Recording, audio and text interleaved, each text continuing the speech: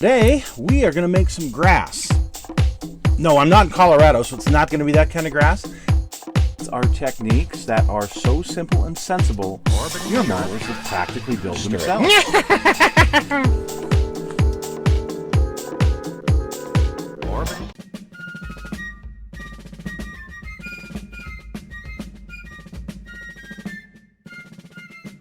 Folks, it's Mad Dog Merv. Welcome to today's show. Today we are finally going to look at part 3 of the build that I did on the M4A3 by Tamiya. I actually started this a couple of years ago, and there were 2 of them that I had in 2 different boxes. The first one was this classy peg, and I think we finished that in the first installment and started on the second one. Now these are both Pacific Shermans. The second one is this one here with the added wood armor on the side. Now, one of the things I did was add texture to the transmission cover by the main hatches and to the turret on both of these. So they're pretty, fairly accurate M4A3s. But on this one, I wanted to do a flame tank from Iwo Jima.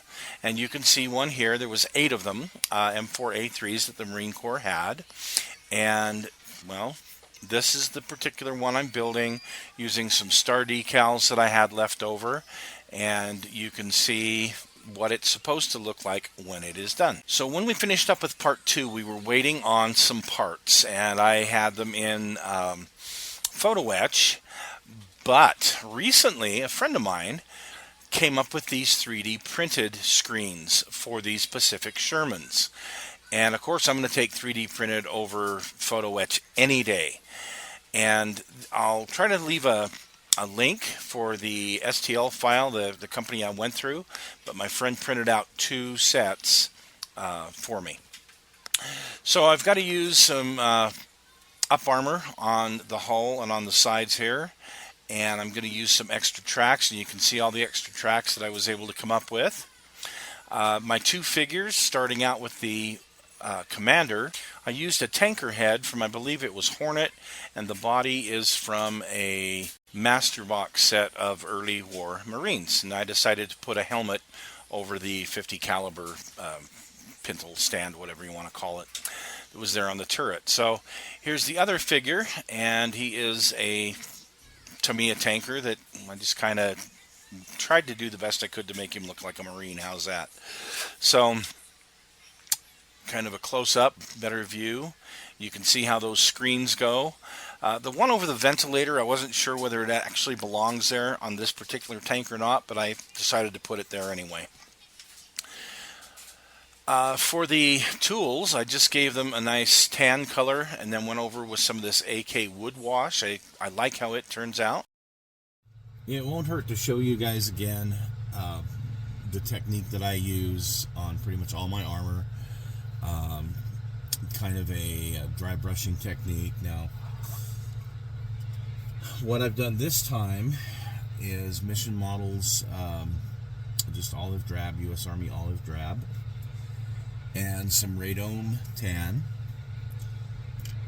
And I put just a little bit down here on my glass palette. And I mix them together. Just a little bit here and there. I want a lighter version of olive drab, so we'll wipe some of that off. And then what I like to do is just drag it very lightly over the edges. You can see where I've already used the wash.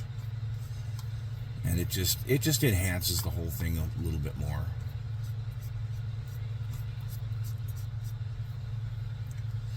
Drag it along and pick up all the highlights I can carefully.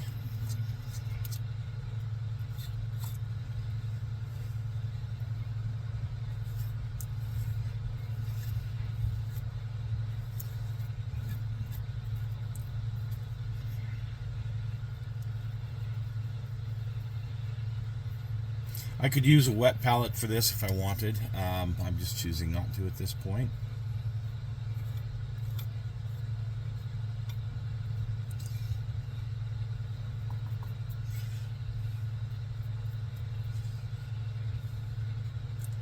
And again, I'm just trying to pick up the highlights of nuts, bolts, straps, anything like that.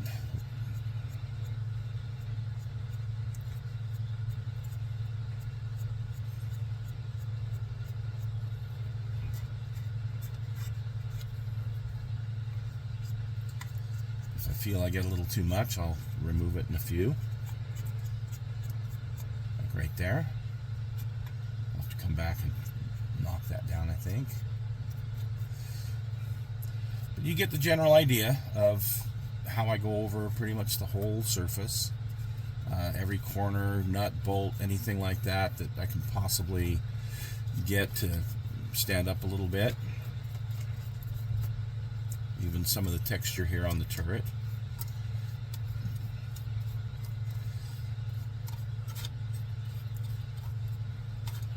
And you guys get the idea. We'll finish that part up and look at the result. Now for my next step. So you see how the dry brush turned out here. And I took just a little bit of the what I was dry brushing with and hit these areas in here just to kind of give it a little bit of a, I don't know, darker, I don't want to say splatter, but anyway, just to kind of change up the tone a little bit. So now what I'm going to do is I've got my my pigment powders. I'm going to use some Naples yellow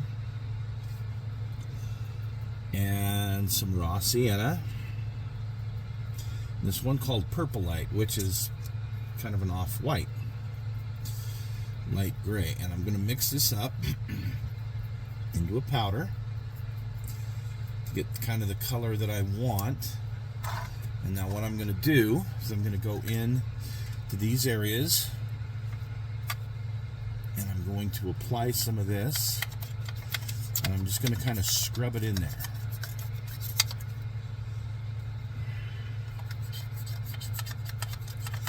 It's going to give me the dusty look that I'm after. If I don't like how it looks, I can remove it easily enough. I can lighten it up if I need to.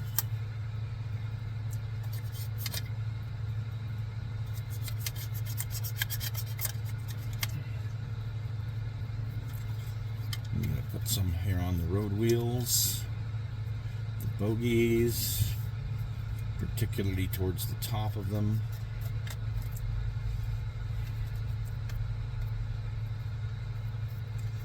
This is how I'm going to simulate the dust, the road dust that that we would pick up cruising along the road.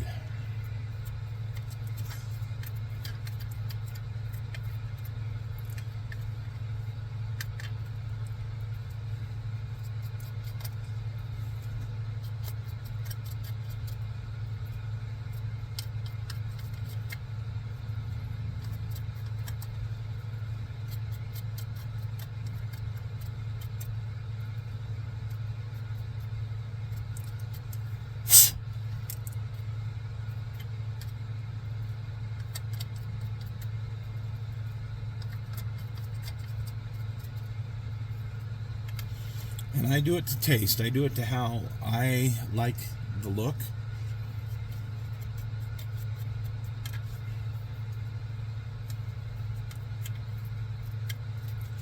If I feel it's too much or too little, I can adjust it from there.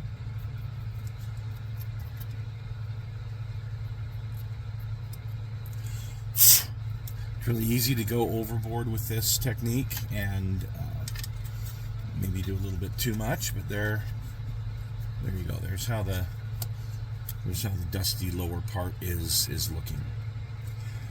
If you look at pictures of these tanks on Iwo Jima,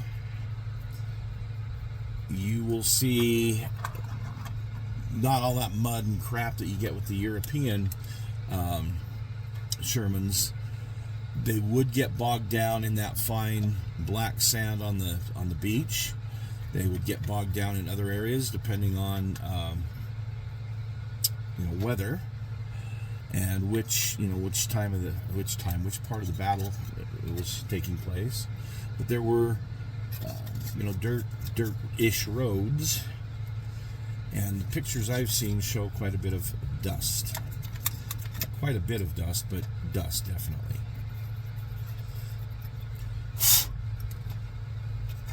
So when it comes to chipping and streaking and all that kind of stuff, So in this picture here, you will see a 4th Battalion Sherman on Iwo Jima. You can see the cages on top of the hatches. You can see where the machine gun would mount, but it's not mounted. You can see the spare armor on the back of the turret. You can also see the wood armor as well as the antenna mount and the tracks, the steel cleat tracks. But you'll see a field phone that's back here in the spare track holder, and you'll also notice that tube that's got a little turn handle on it for water to fill the canteens of the soldiers that were the foot soldiers along with the tank. And here you go.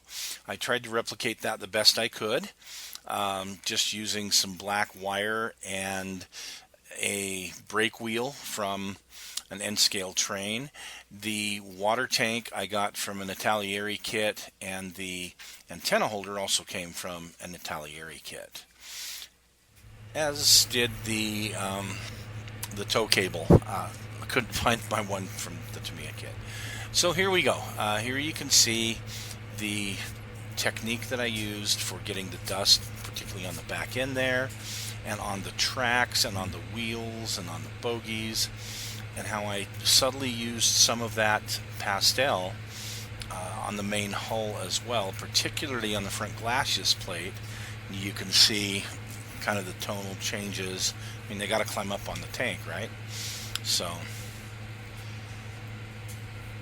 you'll also notice the some of the areas here where I used the black wash, the areas where I used the dry brush and tried to get some of these areas to just pop out, details that you normally wouldn't really notice too well.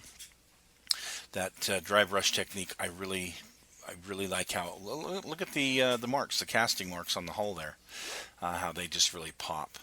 The antenna is correct for 6 feet, 2 sections of antenna that they more than likely would have used with this radio. So there you go. I hope this is something you guys have enjoyed looking at. These 3D printed cages are just awesome. Thanks for joining us, folk, and we will see you again soon.